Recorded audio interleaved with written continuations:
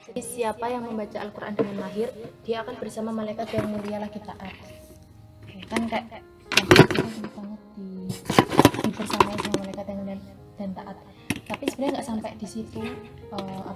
Bacaannya nggak cuman alladzi yaqra'ul Qur'an wa huwa mahirun bihi ma'asafaratil kiramil bararah, tapi ada lanjutannya. Lanjutannya itu barang siapa yang membaca Al-Quran dengan terbata-bata, dia akan mendapatkan satu kebaikan di setiap hurufnya. Yang nanti kata-katanya, aku tidak mengatakan alif lam mim adalah satu huruf, tapi alif satu huruf, lam satu huruf, mim satu huruf. Jadi kemuliaan yang kedua itu adalah mendapatkan kebaikan, terus sama dilingkupi malaikat yang mulia lagi taat. Nah, kebaikan itu apakah nilainya satu per huruf? Nah, kebaikan itu kan kok di surat Al-Baqarah itu ada bisa dilipat gandakan sampai 700 kali lipat, bahkan tak terhingga. Itu loh yang apa ya? Yang infak yang infak dia itu ketika kita berinfak kita akan mendapatkan satu perumpamaan itu tadi itu loh, setiap satu bulir nanti ada satu tangkai ada berapa. Nah di situ tuh kan pernah kan ada orang jelasin sedekah itu bisa nyampe 700 kali lipat, tapi ternyata tuh di akhir ayat itu dijelasin bahwa bahkan sampai tak terhingga gitu loh. Nah bayangin kalau misalkan kita baca alif lam mim dihitung satu kebaikan ternyata dikaliin sampai 700 sampai berapa ribu sampai berapa kan kita nggak tahu gitu.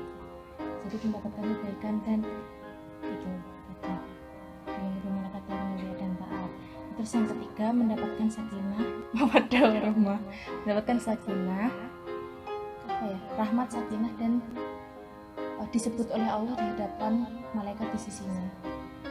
Jadi kita ma'aqaumun fi baitin min buyutillah yatluna kitaballah wa tadarasunahu bainahum.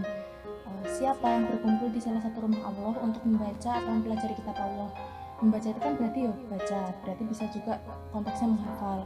Terus mempelajari itu konteksnya berarti bisa kajian atau mengamalkan ayat-ayat Allah. Misalkan kita kuliah itu kan juga mengamalkan ayat-ayat Allah, tergantung niatnya. Itu juga bisa mendapatkan kebaikan serupa. Terus apakah konteks di rumah Allah itu hanya ketika di masjid?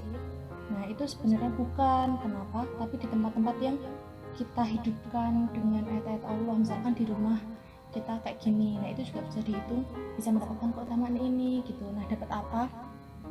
Illa nazalat alaihim sakinah, kecuali jadi semua yang kumpul tadi itu tuh bakalan dapat gitu. Nazalat alaihim sakinah, dapat sakinah, ketenangan.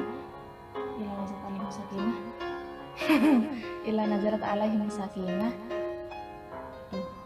malaikah. Bentar.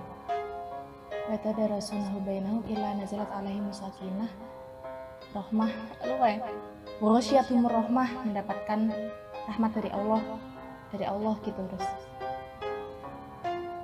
wa dzakarahumullah, ada yang kurang, bentar.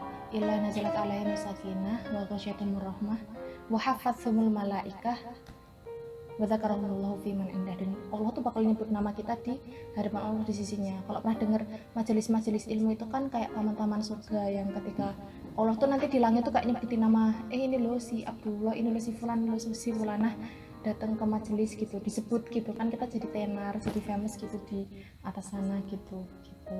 Itu keutamaan yang nggak tahu keberapa tadi. Nah, terus yang terakhir itu ada mansyaghalahul Quran. Artinya apa aku lupa. Ketawanya langsung sering gitu. Barang siapa yang baca Al-Quran itu apa ya? Mansyaghalahul Quranu.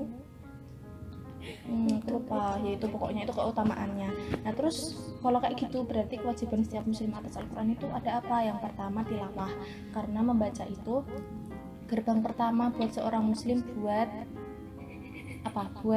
dekat sama Al-Quran. Itu yang pertama tilawah. Nah, terus yang kedua menghafal. Kenapa menghafal? Karena menghafal itu kan lama dan lebih rumit daripada membaca. Jadi ketika kita tuh menghafal tuh bakal lebih intensif gitu loh sama Al-Quran gitu. Jadi lebih bisa mendekatkan diri kepada Allah. Nah terus kalau udah menghafal berarti kan otomatis murojaah. Nah terus yang ketiga mentadaburi ayat-ayat Al-Quran. Kenapa mentadaburi? Biar kita tuh mudeng gitu maknanya, biar merasuk, nggak cuma baca doang, nggak cuma hafal doang, tapi juga mudeng gitu loh. Kayak gitu. Nah terus selain tadabur tuh berarti kayak konteksnya sama memahami apa ya, kayak istilahnya mungkin baca tafsir, kajian gitu ya. Nah terus selanjutnya ada mengamalkan. Kenapa kok mengamalkan? Ya soalnya segala sesuatu itu baru bernilai sebagai ilmu, sebagai kita tuh emang punya itu tuh ketika udah diamalkan. Terus yang terakhir adalah mengajarkan. Kenapa kok mengajarkan? Karena sebaik-baik manusia itu kan yang belajar Al-Quran dan mempelajarinya. Nah, kalau udah selesai belajar kok nggak mengajari, padahal di hadis itu konteksnya itu dan bukan atau, bukan apa ya, kata sambungnya itu dan, berarti kan harus beriringan dua-duanya. Jadi juga harus diajarkan, soalnya kalau udah diajarkan itu juga bisa dapat amal jariah. Kalau misalkan aku ngajarin Atta baca Al-Fatihah, terus Atta baca sampai gede, nanti Atta ngajarin lagi terus gitu, terus sampai cucu, sampai berapa ratus turunan. Nah itu tuh nanti kebaikannya juga nyampe sampai si nenek moyangnya itu. Kayak gitu ceritanya gitu tentang Al-Quran. Terus perumpamaan seorang muslim yang rajin membaca dan mengamalkan apa ya, pokoknya perumpamaan seorang muslim itu ada sebuah hadis yang mengumpamakan orang yang biasanya kayak ahli Quran gitu ya, kayak membaca Al-Quran dan memahaminya gitu. Itu seperti buah utrujeh yang wangi baunya dan manis rasanya. Nah lanjutannya aku nggak tahu, nanti yang perumpamannya dia orang munafik, orang kafir, buah apa, tapi aku nggak tahu buah utrujeh itu buah apa. Sudah. Ayo sudah Kayak gitu. Sekian dari saya. Billahi taufiq wal hidayah. Assalamualaikum warahmatullahi wabarakatuh. Waalaikumsalam.